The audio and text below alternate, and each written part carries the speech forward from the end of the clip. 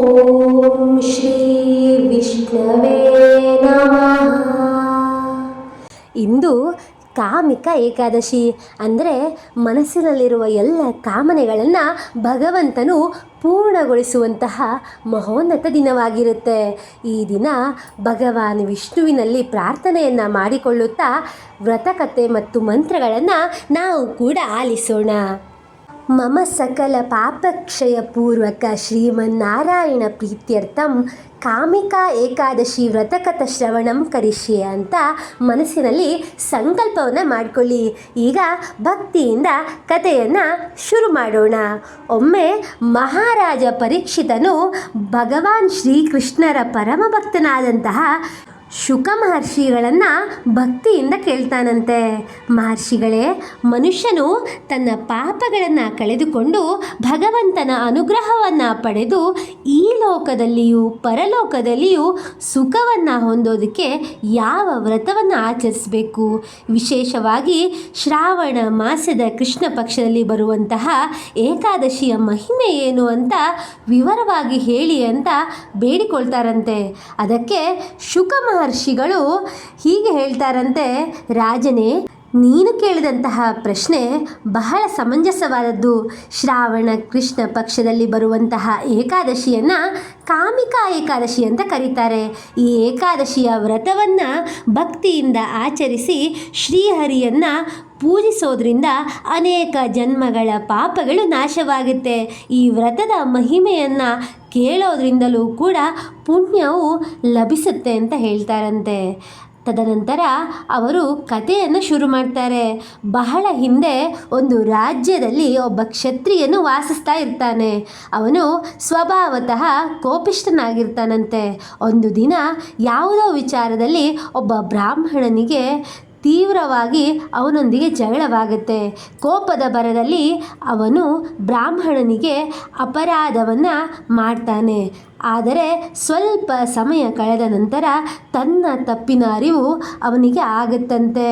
ಅದಾದ ಮೇಲೆ, ಅಯ್ಯೋ, ಕೋಪದಲ್ಲಿ ನಾನೆಂಥ ದೊಡ್ಡ ತಪ್ಪು ಮಾಡಿಬಿಟ್ಟೆ, ನನ್ನಿಂದ ಬ್ರಾಹ್ಮಣನಿಗೆ ಅಪಚಾರವಾಗಿದೆ, ಈ ಪಾಪದಿಂದ ನಾನು ಹೇಗೆ ಮುಕ್ತನಾಗಲಿ ಅಂತ ವಿಚಾರವನ್ನು ಆ ಕ್ಷತ್ರಿಯವನ್ನು ಮಾಡ್ತಾನಂತೆ. ಅವನು ತನ್ನ ತಪ್ಪಿಗಾಗಿ ಬಹಳ ಪಶ್ಚಾತ್ತಾಪವನ್ನು ಪಟ್ಟು ಬ್ರಾಹ್ಮಣನ ಅಂತ್ಯಕ್ರಿಯೆ ಮತ್ತು ಇತರ ಧಾರ್ಮಿಕ ಕಾರ್ಯಗಳನ್ನು ಮಾಡೋಕ್ಕೆ ಮುಂದಾಗ್ತಾನೆ. ಆದರೆ ಅವನ ಮನಸ್ಸಿಗೆ ಶಾಂತಿ ಇರಲಿಲ್ಲ. ಅಷ್ಟರಲ್ಲಿ ಒಬ್ಬ ಮಹಾತ್ಮರು ಅಲ್ಲಿಗೆ ಬರ್ತಾರಂತೆ. ಅವರಲ್ಲಿ ಆ ಕ್ಷತ್ರಿಯನು ಹೇಳಿಕೊಳ್ತಾನಂತೆ, ನನ್ನಿಂದ ದೊಡ್ಡ ಅಪರಾಧ ಆಗಿದೆ, ನಾನು ಪಾಪದ ಭರದಿಂದ ಬಳಲ್ತಾ ಇದ್ದೇನೆ, ನನ್ನ ಪಾಪ ಪರಿಹಾರಕ್ಕೆ ದಯಮಾಡಿ ಒಂದು ಮಾರ್ಗವನ್ನು ತಿಳಿಸಿ ಅಂತ ಹೇಳ್ತಾರಂತೆ. ಆಗ ಮಹಾತ್ಮರು ಹೇಳ್ತಾರಂತೆ, ಮಗನೇ, ಪಶ್ಚಾತ್ತಾಪವೇ ಮೊದಲ ಹೆಜ್ಜೆ. ಇನ್ನು ಮುಂದೆ ಧರ್ಮದ ಮಾರ್ಗದಲ್ಲಿ ನೀನು ನಡಿಬೇಕು. ಶ್ರೀಮನ್ನಾರಾಯಣನನ್ನು ಭಕ್ತಿಯಿಂದ ಆರಾಧಿಸು. ವಿಶೇಷವಾಗಿ ಕಾಮಿಕಾ ಏಕಾದಶಿಯನ್ನು ಭಕ್ತಿಯಿಂದ ಆಚರಣೆ ಮಾಡು ಅಂತ ಹೇಳ್ತಾರಂತೆ. ತದನಂತರ ಕ್ಷತ್ರಿಯನು ಆ ವ್ರತವನ್ನು ಹೇಗೆ ಮಾಡೋದು ಅಂತ ಅವರನ್ನು ಕೇಳ್ತಾರಂತೆ. ಅದಕ್ಕೆ ಅವರು ಹೇಳ್ತಾರಂತೆ, ಭಗವಂತನ ನಾಮಸ್ಮರಣೆ, ಉಪವಾಸ, ಪೂಜೆ ಮತ್ತು ಭಕ್ತಿಯಿಂದ ಕಾಮಿಕಾ ಏಕಾದಶಿಯನ್ನು ಆಚರಿಸಿದರೆ ಶ್ರೀಹರಿಯು ಪ್ರಸನ್ನನಾಗ್ತಾನೆ. ಆದರೆ ನೆನಪಿರಲಿ, ವ್ರತದ ಜೊತೆಗೆ ಶುದ್ಧವಾದಂತಹ ಮನಸ್ಸು, ಸತ್ಯ, ದಯೆ, ಧರ್ಮಾಚರಣೆ ಕೂಡ ಅಗತ್ಯವಾಗಿರುತ್ತೆ ಅಂತ ಅವರು ಎಚ್ಚರಿಸ್ತಾರಂತೆ. ಅವರ ನುಡಿಯಂತೆ ಶಿರಸ ವಹಿಸಿ ಕ್ಷತ್ರಿಯನು ಆ ವ್ರತವನ್ನು ಆಚರಿಸೋಕೆ ಶುರು ಮಾಡ್ತಾನೆ. ಏಕಾದಶಿಯ ದಿನ ಬೆಳಿಗ್ಗೆ ಎದ್ದು ಸ್ನಾನವನ್ನು ಮಾಡಿ ಶುದ್ಧವಾದಂತಹ ಬಟ್ಟೆಯನ್ನು ಧರಿಸ್ತಾನೆ. ಮನಸ್ಸಿನಲ್ಲಿ ಶ್ರೀಮನ್ನಾರಾಯಣರನ್ನು ಸಂಕಲ್ಪವನ್ನಾಗಿ ಮಾಡಿ ತನ್ನ ತಪ್ಪಿನ ಎಲ್ಲ ಅಪರಾಧವನ್ನು ಕ್ಷಮಿಸು. ಇಂದು ಕಾಮಿಕಾ ಏಕಾದಶಿಯ ವ್ರತವನ್ನು ನಾನು ಆಚರಿಸ್ತೇನೆ. ನನ್ನ ಮನಸ್ಸು, ಮಾತು, ಕರ್ಮಗಳು ಶುದ್ಧವಾಗುವಂತೆ ನೀನು ಅನುಗ್ರಹವನ್ನು ಮಾಡು ಅಂತ ಶ್ರೀಮನ್ನಾರಾಯಣರಲ್ಲಿ ಅವನು ಕೇಳ್ಕೊಳ್ತಾನೆ. ನಂತರ ಅವನು ಶ್ರೀಮನ್ನಾರಾಯಣರ ವಿಗ್ರಹ ಅಥವಾ ಚಿತ್ರವನ್ನು ಪೂಜಿಸಿ ತುಳಸಿ ದಳವನ್ನು ಅರ್ಪಿಸ್ತಾನೆ. ಗೋವಿಂದನೇ, ತುಳಸಿ ನಿನಗೆ ಅತ್ಯಂತ ಪ್ರಿಯವಾದದ್ದು. ಈ ತುಳಸಿ ದಳವನ್ನು ಭಕ್ತಿಯಿಂದ ಅರ್ಪಿಸ್ತಾ ಇದ್ದೇನೆ. ನನ್ನ ಅಹಂಕಾರ, ಕೋಪ, ಪಾಪಗಳನ್ನು ದೂರ ಮಾಡು. ನನ್ನನ್ನು ದಿನವಿಡೀ ಭಗವಂತನ ನಾಮಸ್ಮರಣೆಯಲ್ಲಿ ಕಳೆಯುವಂತೆ ನೋಡ್ಕೋ. ನನ್ನ ನಾಮಸ್ಮರಣೆಯಿಂದ ನೀನು ತೃಪ್ತಿಯನ್ನು ಹೊಂದು ಅಂತ ಬೇಡಿಕೊಳ್ತಾನಂತೆ. ಗೋವಿಂದ ಗೋವಿಂದ ಅಂತ ಸದಾಕಾಲ ಅವನು ಜಪಿಸ್ತಾ ಇರ್ತಾನೆ.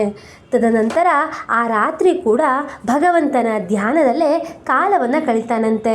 ರಾತ್ರಿ ಅವನಿಗೆ ಒಂದು ಅದ್ಭುತವಾದಂತಹ ಅನುಭವವಾಗುತ್ತೆ. ಶ್ರೀಮನ್ನಾರಾಯಣನು ಅವರ ಮುಂದೆ ದಿವ್ಯ ರೂಪದಲ್ಲಿ ಪ್ರತ್ಯಕ್ಷನಾಗ್ತಾನೆ. ಮಗನೇ, ನಿನ್ನ ತಪ್ಪಿನ ಅರಿವು ನಿನಗಾಗಿದೆ. ನೀನು ಪಶ್ಚಾತ್ತಾಪದಿಂದ ನನ್ನನ್ನು ಭಕ್ತಿಯಿಂದ ಆರಾಧಿಸ್ತಿದ್ದೀಯಾ. ಕಾಮಿಕಾ ಏಕಾದಶಿ ವ್ರತವನ್ನು ಶ್ರದ್ಧೆಯಿಂದ ಆಚರಿಸಿದ್ದೀಯಾ. ನಿನ್ನ ಮನಸ್ಸಿನಲ್ಲಿ ಈಗ ಧರ್ಮದಲ್ಲಿ ನಡೆಯುವಂತಹ ಸಂಕಲ್ಪ ಮೂಡಿದೆ. ಆದ್ದರಿಂದ ನಿನಗೆ ನನ್ನ ಅನುಗ್ರಹವಾಗಿದೆ ಅಂತ ಹೇಳ್ತಾನಂತೆ. ಅದಕ್ಕೆ ಕ್ಷತ್ರಿಯನು ಹೇಳ್ತಾನಂತೆ, ಪ್ರಭುವೇ, ನನ್ನಂತಹ ತಪ್ಪು ಮಾಡಿದವನ ಮೇಲೂ ಕರುಣೆಯನ್ನು ತೋರಿಸಿದೆಯಲ್ಲ. ಇನ್ನು ಮುಂದೆ ನಾನು ಯಾರಿಗೂ ಅನ್ಯಾಯವನ್ನು ಮಾಡೋದಿಲ್ಲ. ಸತ್ಯ, ದಯೆ, ಧರ್ಮದ ಮಾರ್ಗದಲ್ಲಿಯೇ ನಡಿತೇನೆ ಅಂತ ಹೇಳ್ತಾನಂತೆ. ಆಗ ಶ್ರೀಮನ್ನಾರಾಯಣನು ಹೇಳ್ತಾರಂತೆ, ಇದೇ ನಿಜವಾದ ಪ್ರಾಯಶ್ಚಿತ. ಕೇವಲ ವ್ರತ ಮಾಡುವುದಷ್ಟೇ ಅಲ್ಲ, ಮನಸ್ಸು, ನಡೆ, ನುಡಿಗಳನ್ನು ಬದಲಿಸಿಕೊಳ್ಳುವುದೇ ಭಕ್ತಿಯ ಸಾರ ಅಂತ ಹೇಳ್ತಾರಂತೆ. ನನ್ನ ಭಕ್ತಿಯಿಂದ ಕಾಮಿಕಾ ಏಕಾದಶಿಯನ್ನು ಆಚರಿಸುವವರಿಗೆ ನಾನು ಸದಾ ನನ್ನ ಕೃಪೆಯನ್ನು ನೀಡ್ತೇನೆ ಅಂತ ಶ್ರೀಹರಿಯು ಹೇಳಿ ಅಂತರ್ಧಾನನಾಗ್ತಾರಂತೆ. ಆ ದಿನದಿಂದ ಆ ಕ್ಷತ್ರಿಯನು ಸಂಪೂರ್ಣವಾಗಿ ಬದಲಾಗ್ತಾನೆ. ಕೋಪವನ್ನು ತ್ಯಜಿಸಿ ಬಡವರಿಗೆ ದಾನವನ್ನು ಮಾಡುತ್ತಾ, ಬ್ರಾಹ್ಮಣರು ಮತ್ತು ಸಾಧು ಸಂತರನ್ನು ಗೌರವಿಸುತ್ತಾ ಶ್ರೀಮನ್ನಾರಾಯಣರ ಭಕ್ತಿಯಲ್ಲಿ ಕಳೆದು ಹೋಗ್ತಾನಂತೆ. ಈ ರೀತಿಯಾಗಿ ಶುಕ ಮಹರ್ಷಿಗಳು ಪರೀಕ್ಷಿತ ಮಹಾರಾಜರಿಗೆ ಕಥೆಯನ್ನು ವಿವರಿಸ್ತಾರೆ. ಆಗ ಶುಕ ಮಹರ್ಷಿಗಳು ಹೇಳ್ತಾರೆ, ರಾಜನೇ, ಕಾಮಿಕಾ ಏಕಾದಶಿಯ ಮಹಿಮೆಯನ್ನು ಕೇಳೋದ್ರಿಂದಲೂ ಪುಣ್ಯ ದೊರೆಯುತ್ತೆ. ಭಕ್ತಿಯಿಂದ ವ್ರತವನ್ನು ಆಚರಿಸಿ ಶ್ರೀಹರಿಯನ್ನು ಪೂಜಿಸಿ ಯಾರ್ಯಾರು ಈ ವ್ರತವನ್ನು ಆಚರಿಸ್ತಾರೋ ಅವರಿಗೆ ಸಂಪೂರ್ಣ ಶ್ರೀಹರಿಯ ಅನುಗ್ರಹವಾಗುತ್ತೆ. ನಾಮಸ್ಮರಣೆ ಮಾಡುವುದರಿಂದ ಭಗವಂತನ ಕೃಪೆಯು ಸದಾ ಇರುತ್ತೆ ಅಂತ ಹೇಳ್ತಾರೆ. ಅದಕ್ಕೆ ಪರೀಕ್ಷಿತ ಮಹಾರಾಜನು, ಮಹರ್ಷಿಗಳೇ, ಕಾಮಿಕಾ ಏಕಾದಶಿಯ ಮಹಿಮೆಯನ್ನು ಕೇಳಿ ನನಗೆ ಬಹಳ ಸಂತೃಪ್ತಿಯಾಯಿತು. ಈ ವ್ರತವನ್ನು ಭಕ್ತಿಯಿಂದ ಆಚರಿಸುವವರು ಶ್ರೀಹರಿಯ ಅನುಗ್ರಹವನ್ನು ಪಡೆಯಲಿ ಅಂತ ಹೇಳ್ತಾರಂತೆ. ಅದಕ್ಕೆ ಶುಕ ಮಹರ್ಷಿಗಳು, ತಥಾಸ್ತು, ಯಾರು ಭಕ್ತಿಯಿಂದ ಶ್ರೀ ವಿಷ್ಣುವನ್ನು ಸ್ಮರಿಸಿ ಕಾಮಿಕಾ ಏಕಾದಶಿ ವ್ರತವನ್ನು ಆಚರಿಸ್ತಾರೋ, ಅವನ ನಾಮಸ್ಮರಣೆಯನ್ನು ಆಚರಿಸ್ತಾರೋ ಅವರಿಗೆ ಶ್ರೀಮನ್ನಾರಾಯಣರ ಅನುಗ್ರಹವು ಸದಾ ಇರುತ್ತೆ ಅಂತ ಹೇಳ್ತಾರೆ. ಈ ರೀತಿಯಾಗಿ ಶುಕ ಮಹರ್ಷಿಗಳು ಪರೀಕ್ಷಿತ ಮಹಾರಾಜರಿಗೆ ಹೇಳಿದಂತಹ ಕಥೆಯನ್ನು ನೀವು ಕೂಡ ಕೇಳಿದ್ದೀರಾ. ಶ್ರೀ ಕಾಮಿಕಾ ಏಕಾದಶಿ ವ್ರತಕಥ ಶ್ರವಣೇನ ಶ್ರೀಮನ್ನಾರಾಯಣ ಪ್ರೀತ್ಯರ್ಥಂ ಸರ್ವೇ ಜನ ಸುಖಿನೋ ಭವಂತು. ಈಗ ಮಹಾವಿಷ್ಣುವಿನ ಅನುಗ್ರಹಪೂರ್ವಕವಾದಂತಹ ಮಂತ್ರದ ಸ್ಮರಣೆಯನ್ನು ನನ್ನ ಜೊತೆ ನೀವು ಕೂಡ ಮಾಡಿ ಸಂಪೂರ್ಣ ಕೃಪೆಗೆ ಪಾತ್ರರಾಗಿ. ಓಂ ತುಳಸ್ಯೈ ನಮಃ. ಓಂ ಶ್ರೀ ವಿಷ್ಣವೇ ನಮಃ. ಓಂ ತುಳಸ್ಯೈ ನಮಃ. ಓಂ ಶ್ರೀ ವಿಷ್ಣವೇ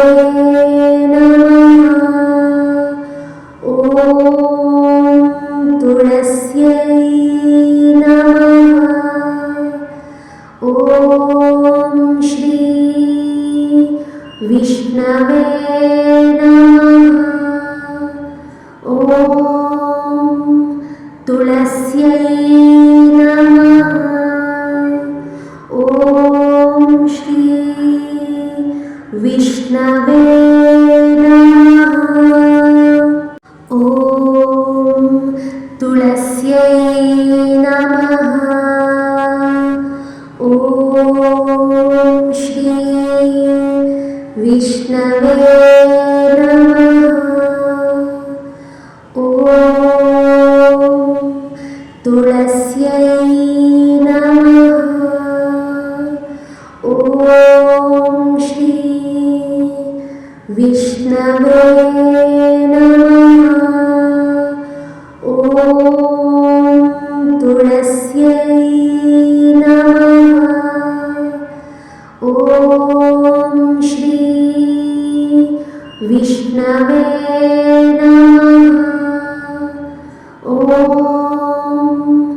तुलस्यै नमः।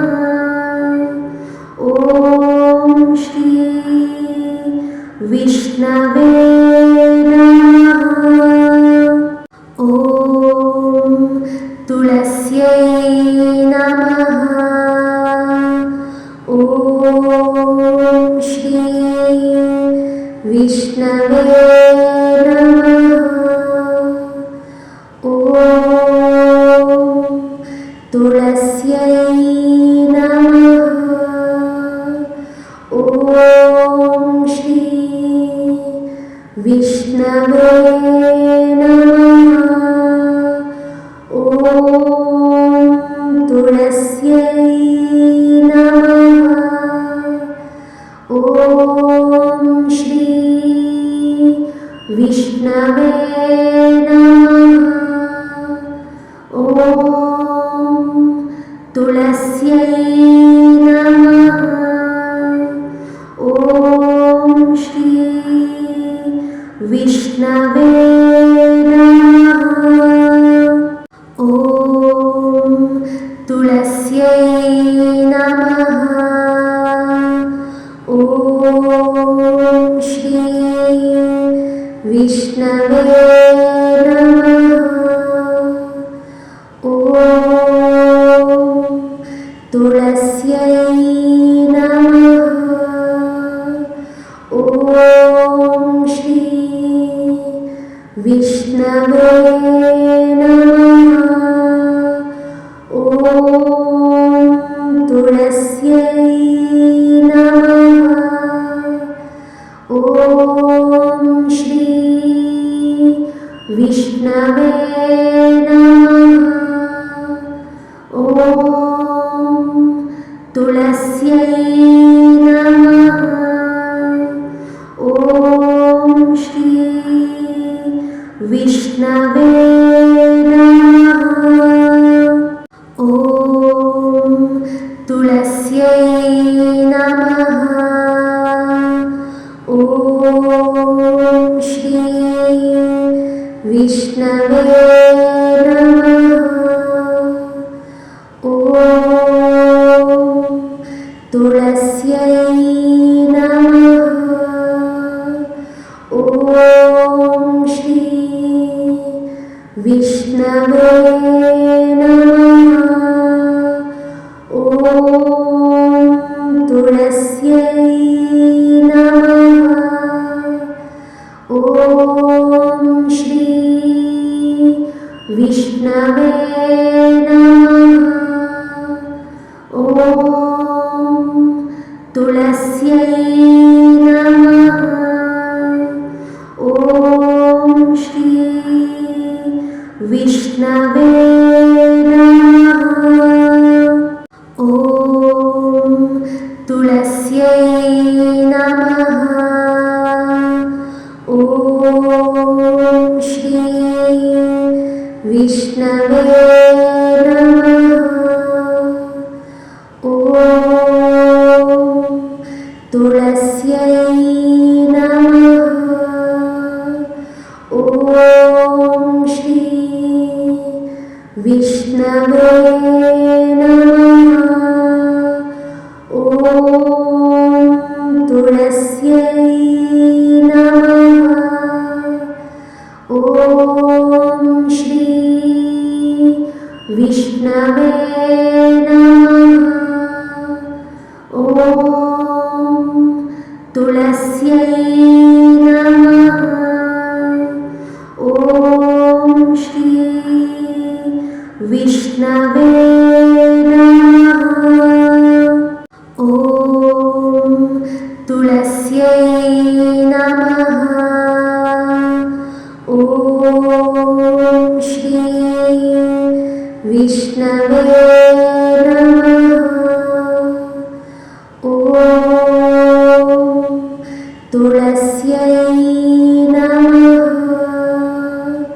ॐ श्री विष्णवे नमः। ॐ